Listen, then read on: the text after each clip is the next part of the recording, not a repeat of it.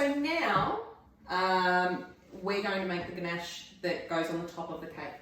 That's the white oozy sort of really nice icing that's on the cake.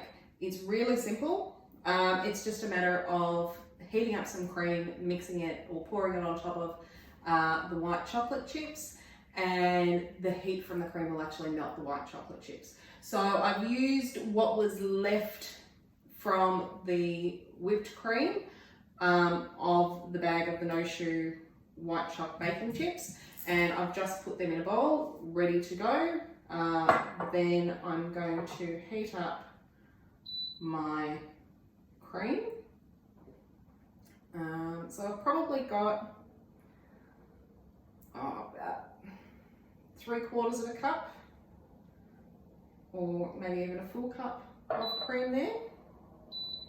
And I'm just gonna heat that. Now you want to get this cream to a point where it is to a low bubble, because it does need to be really hot when it's poured on top of the chopped chips, otherwise it won't melt the chips as much as you want it to.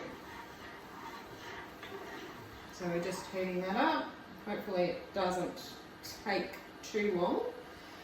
You could, if you wanted to, add some more cocoa butter to the chopped chips, but because the cream's there, that's giving it the extra fat and the moisture that it needs. So it's just a matter of melting the chips. So probably not needed, but if you wanted to, you could.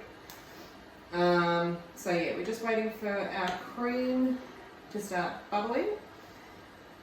Now this cooktop is an induction cooktop. It's something that I borrowed from my dad.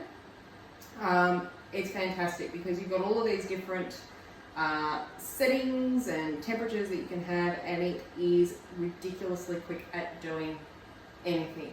I don't have one myself personally, but depending on how well this goes, I may end up just forking out that little bit of extra money, and it might become a regular little appliance that we can use in the house as well.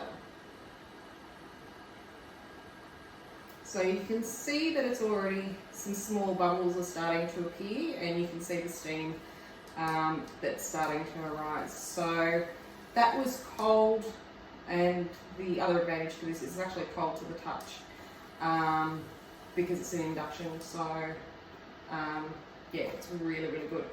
So we've just got it to a light bubble. You don't want it to separate, which can happen if you heat cream too much. So just be aware of that, but you do want it to be hot enough, because if it's not hot enough, it won't melt the bacon chips.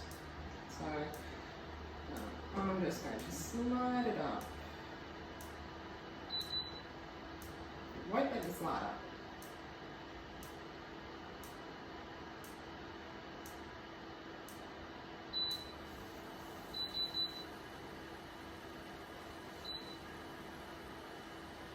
Hopefully that will get it to a bit more of a rolling boil as opposed to just a warm. There we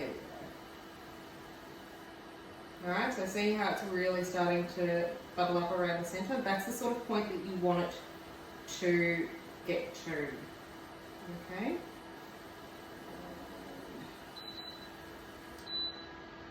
Alright, so we don't want the skim cream on the top of it. But